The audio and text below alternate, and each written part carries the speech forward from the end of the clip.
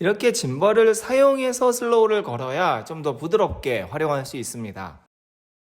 안녕하세요, 전원생활입니다. 영상 촬영할 때 필요한 장비들이 카메라도 있고 마이크도 있고, 그리고 하나 더 필요한 게 바로 짐벌이죠.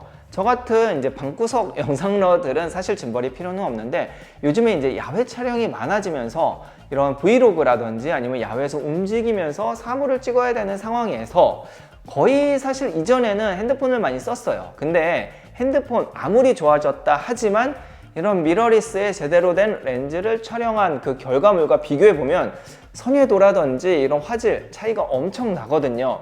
그래서 그냥 이걸 들고 열심히 발줌을 가지고 찍어 봐도 너무 흔들린다는 거예요. 그러니까 결국 짐벌을 사용해야 된다는 이야기이고, 오늘은 페이유의 스코프 C라고 하는 제품을 실제 사용해 보면서 어떤 장단점이 있는지 이야기해 보려고 가지고 왔습니다. 바로 이 제품이고요. 제가 다시 포장을 했어요. 간단하게 언박싱 하면서 제품의 구성, 그 다음에 외향, 모습 등을 보고 외부에서 어떻게 촬영하면 좋은지 약간의 촬영 팁까지 같이 한번 보도록 할게요.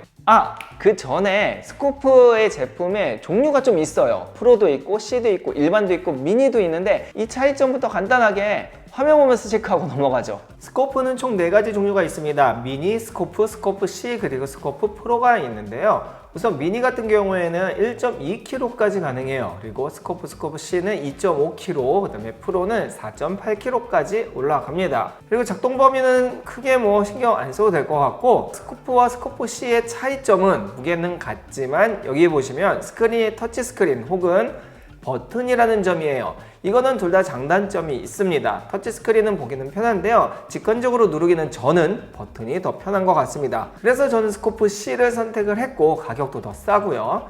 그래서 결론적으로 가벼운 건 미니, 완전 프로는 이쪽으로 가야 하지만 일반적으로는 스코프 혹은 스코프 C를 쓰게 될 겁니다. 더 자세한 스펙은 한번 쭉 보세요.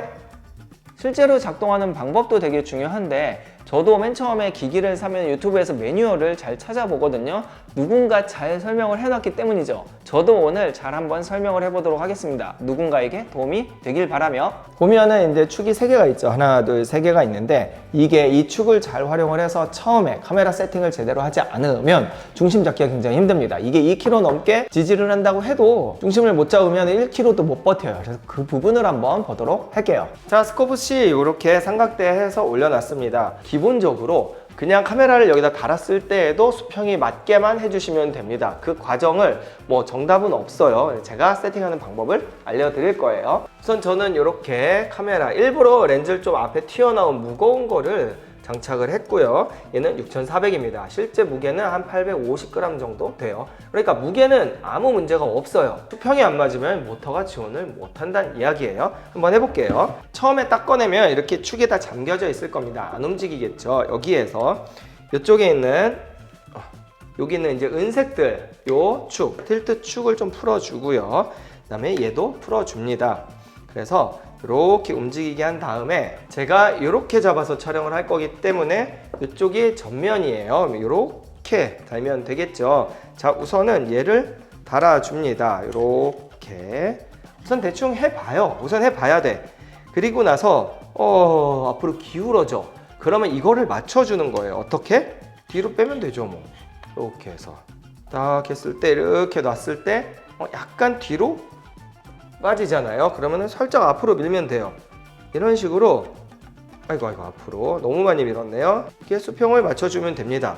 그러니까 모터를 키지 않아도 어느 정도 수평은 맞아야 돼요. 요 수평은 맞았으니까 이제 요쪽 수평도 맞춰야 되는데, 그거는 이렇게 세우면 됩니다. 세웠을 때 앞으로 넘어가면은 요거 좀 풀어가지고 좀 뒤로 빼면 되겠죠. 정확하게 맞추진 않아도 되는데, 자, 그래서 이렇게 위로 했을 때 이 축도 맞고, 이렇게 했을 때 이 축도 맞아요. 너무 좋죠. 자, 이런 틸트 축 잡았으니까 이제 롤축을 잡아야 되는데, 롤축 같은 경우에는 제가 사용을 했기 때문에 잡히는데, 이쪽 뒤에 요 뒤에 있는 요거예요. 요거를 풀어서 여기 만약에 너무 이렇게 나와 있다 그러면 기울어지죠. 이걸 기울어지지 않게 요 수평을 또 잡아주는 거예요.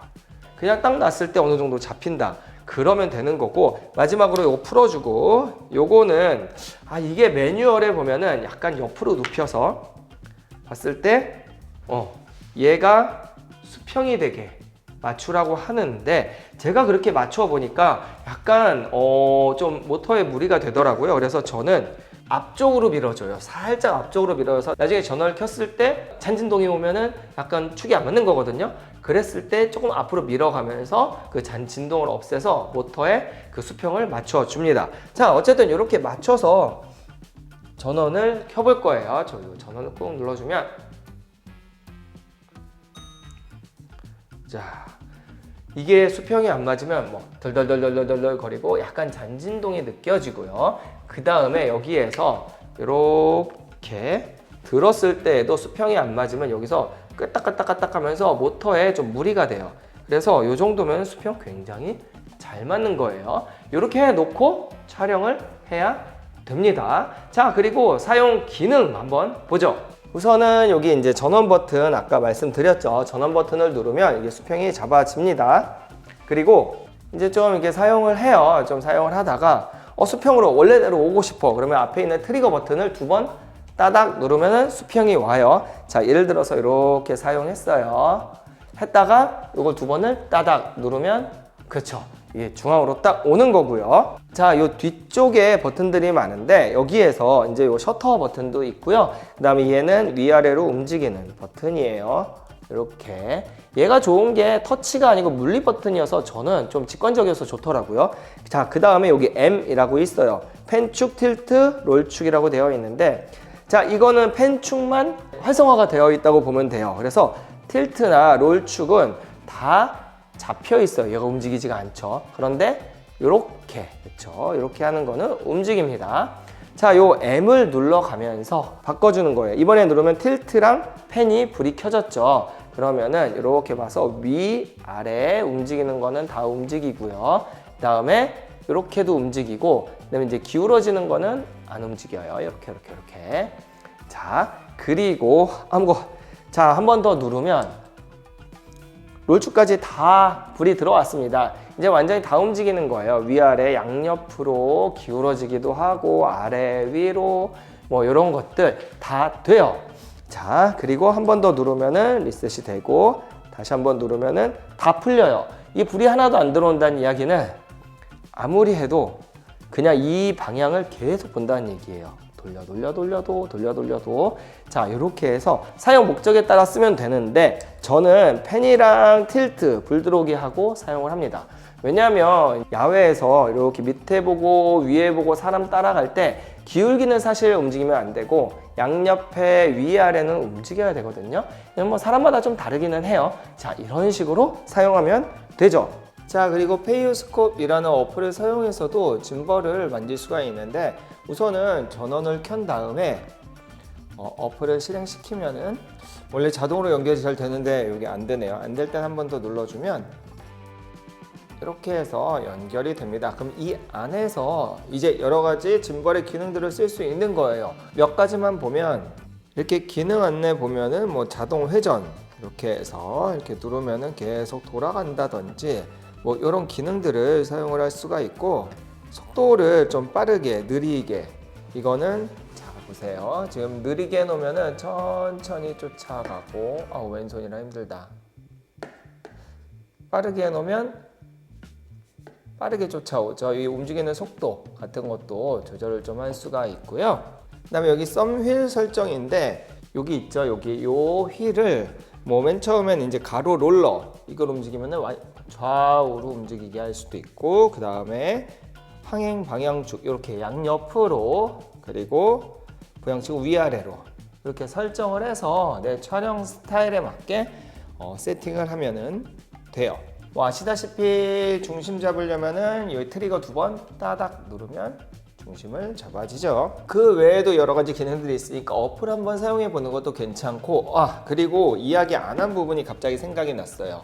뒤쪽에 이제 이런 뭐 녹화 버튼이나 이런 걸 사용하려면 이 짐벌이랑 카메라랑 연결이 되어야 되잖아요. 당연히 이렇게 이 뒤쪽에 보시면은 구성품에 라인이 굉장히 많기 때문에 이 카메라 구성에 맞는 라인을 빼가지고 연결을 해야 이 버튼들을 사용할 수 있다는 거죠. 그것도 잊지 마시길 바랍니다. 자, 그러면 실제로 어떻게 활용하면 좋은지 나가시죠. 아이들 찍기는 너무 힘든 것 같아요. 너무 빨리 돌아다녀요. 결과물을 보면 이렇게 짐벌을 사용해서 슬로우를 걸어야 좀 더 부드럽게 활용할 수 있습니다.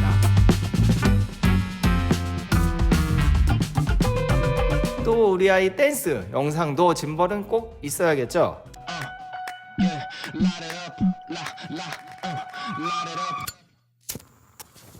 나는 달리거나 넘어지거나 둘 중에 하나야 break 없는 bike 택도 없는 것들을 택도 안 대우 위로 stack it up 나 절대 바꾸 없는 type I'm gonna smoke you up I'ma smoke you I'm gonna smoke you up I'ma smoke you I'm gonna smoke you up I'ma smoke you 싹 다 부수고 원상복구 접자 생존 아마나지 자, 이렇게 짐벌 스콥시 너무 좋지 않나요? 아무리 카메라의 스테빌라이저가 좋다 한들 짐벌만큼은 안 되잖아요. 특히 결과물이 너무 잘 나오기 때문에 투자할 만하다고 봐요. 가격은 39만 원이니까 뭐 짐벌 치고 뭐 적당한 가격이라고 보고요. 뭐 미니 같은 경우에는 조금 더 싸고 앞서 얘기했듯이 무게를 잘 계산하기는 해야 됩니다. 자, 오늘 영상은 여기까지입니다. 날씨가 좋아서 이제 야외 촬영이 많을 테니 이 짐벌은 제 메인 짐벌이 될 것 같습니다. 자, 그러면은 다음에도 더 유익한 영상으로 찾아오며 더 궁금한 거 있으면 댓글 남겨주세요. 아는 한 찾아서 답변 드리겠습니다. 그럼 다음 영상에서 뵐게요. 감사합니다. 안녕!